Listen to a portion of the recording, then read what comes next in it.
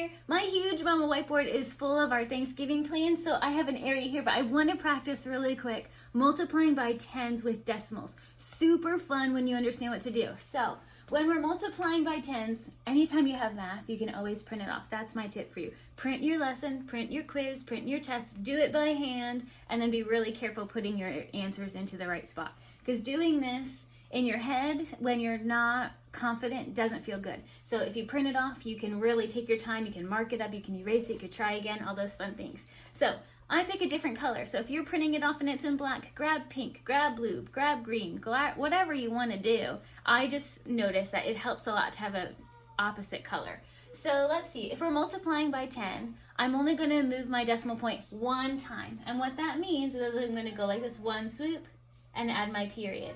What does that number look like now? Okay, so now I have the number 1, 2, 3, add the decimal point. Sometimes we talk about adding a 0 as a placeholder. Now, if you look at your bank account and they send it to you and they say you have 123 point, you're gonna know that actually means, well, that's $123, right? Adding zeros over here, that means nothing. I'm not changing the amount in your bank account, right? I'm just making it easier to read. So sometimes you can add zeros on the right or even over here in the front, and you're not going to change it. Now, if the bank were to add a 0 in here in this position, that would change your balance, right?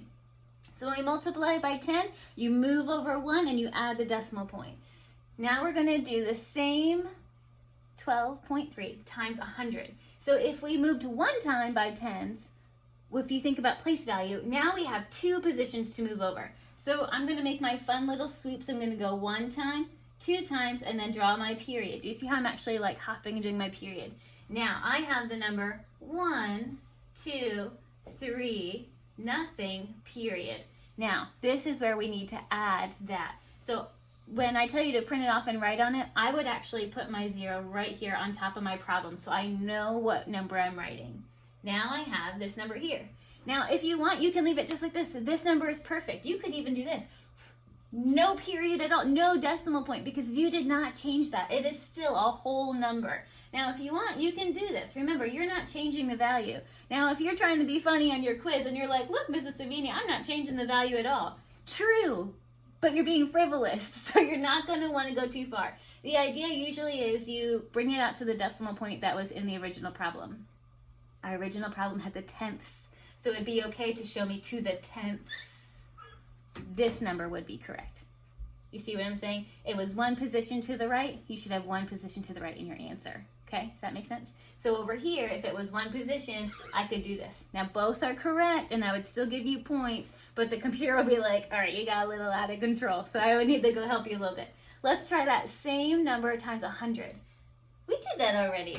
Oh boy, let's make it by 1,000 for fun, okay? So when we multiplied by 10, we moved 1. By 100 was 2. By 1,000, it's going to be 1, 2, 3. To catch our pattern. So I'm going to hop 1, 2, 3 decimal point. And now your zeros are just going to go in these little cloud shapes. 1, 2. What number do I have now? I have 1, 2, 3, 0, 0 decimal point. Okay, see how our number is exponentially larger. If this is your bank account balance, you would much rather have this amount than this one. Just changing the decimal point changes drastically the value of your number. Remember, it was the 10th, so I'm going to want to include my 10th position here. Let's practice over here. Now I'm going to pick a different color, just like before it was in purple over here. I used black. Now that I'm in black, I'm going to use purple. So just a little trick for you to try. If I have 17.92 times 10, think 1 hop. Put it on the dot and a hop, okay? Draw your decimal point. That's my tip for you. You hop and then draw your decimal point. Read yourself the number 179, period, or decimal 2. Boom, done. See what we're doing? Now I have the number 9. There's no decimal point in 9. What are we going to do? Well, think of it like $9, right? 9 bills. It's written the same, 9 or 9.00, right? That's still true, 9.00. Now remember, by 100 means we're hopping twice in a period, okay? 1, 2, period. Fill in your zeros. Now I have 900. Now this did not have any decimal point in it, did not show any position. So just the number 900 is fine, or you could put it and you could put your tenths. It's up to you. Remember, not changing the value on the right. Now I have 0.510. Now this number does not change if I add my 0 here. Remember, you can add the beginning and the end, not going to change the value.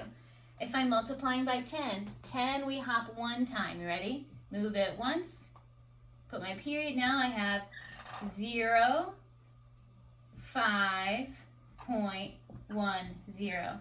Now, what zeros can I get rid of and this number will still be true? If this is the amount of money in your bank account, this says $5.10. How about now?